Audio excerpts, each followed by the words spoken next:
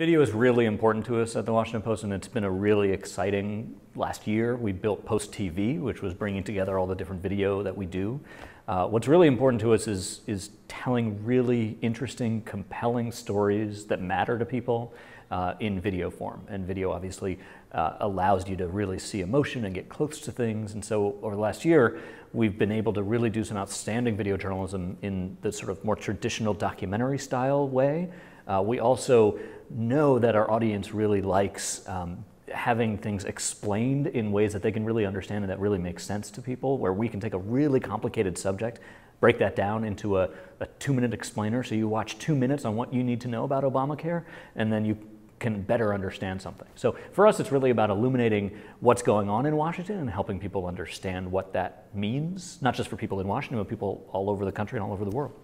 So PostTV is the brand for all video at the Washington Post. So that means if you come across video on the homepage of WashingtonPost.com or within an article, you'll see a video that's a part of PostTV. And there's a whole experience, which is PostTV. PostTV.com will get you there. In addition to that, we're all over apps, mobile apps. So there's a part of, PostTV is a part of the Washington Post iPhone app and an iPad app. And we've launched a Google TV Android app too for tablets. So we're all over the place. We're also expanding out into new places. So we have a Roku app that just launched and an Ouya app, which is a gaming system. So we're the first news operation there too. So you can start watching video on your TV at home now in an easier way than ever.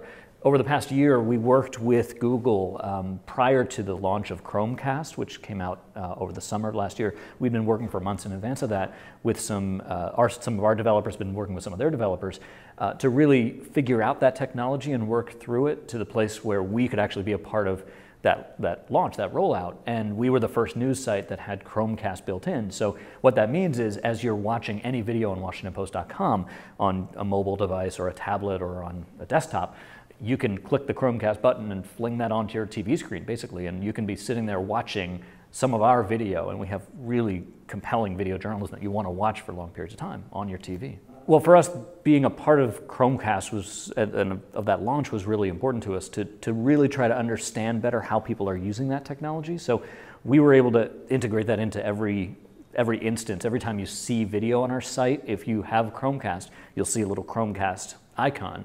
And we know that people are connected. I mean, it's a great device. It's $35. You plug it into the back of your TV, and we know that people are using them. What we're trying to do is figure out how to get consumers to use that in a different way too. And what's really important to us is that you watch our video anywhere and everywhere. So you could be watching that on our site. You could be watching that through one of our distribution partners. So that's what's really important to us, and that's what Chromecast allows us to do. We have video that is of the day's news, so AP Wire video, Reuters video, things that are really getting you right up to the action that you want right away. We also have video that we've taken a little bit of time to really report out and present in a new way. So we're giving you some original segments that are about the news of the day and about news sort of the moment. And then we also invest a lot of time and resources and energy into beautiful video journalism. So we have reporters who are video journalists telling really compelling stories. I'll give you a couple examples. So one, over the past football season, we had a standout high school football star in our area, the #1 recruit, was in our area and gave us unprecedented access. So we were there with the team as they went through the whole season up to the championships, and it was up to the getting close to the championships and amazing storylines. I won't tell you all about it, but we launched this series called First and 17 with episodic programming. So every week, it was just like based on Friday Night Lights, that sort of concept of every week there's a brand new episode and you see what that team went through all week long, the previous week. And it turned out to be really compelling. We are also really working on integrating videos that we do with what the rest of the organization's doing. So we spent some time, a real good amount of time, with a family who had sent 3 sons off to war. 2 of them died and didn't come home. And this entire family gave us this unprecedented access. And so you're hearing what their lives have been like, what they've been going through in really intimate ways, just directly to the camera, and you feel like you're almost a part of the family. And what we did was put that together in a really integrated package. So you read the text, you see the video, you go through the photos, you read more text, you get to another part of the story, and that's one where we want you to see video. And so what we're doing now in terms of form factor is really trying to figure out how to tell stories in what are, I would call true multimedia ways. We know that a lot of people want to see video in context, so they see it in the article pages and they click on it. When a video is really relevant and complements or supplements, adds on to what we're doing in the article, people are clicking on those videos. So that's a major driver for us.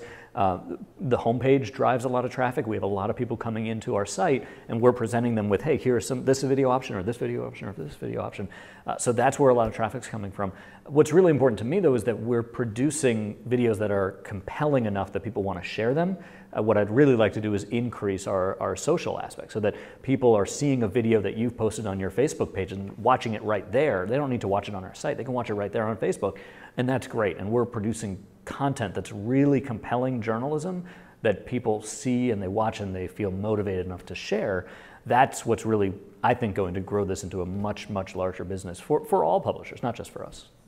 I think that as video becomes easier to produce, it actually separates out into a couple different categories. And so you've got really high-end video journalism that takes a lot of effort and a lot of skill and a lot of mastery of the craft to produce.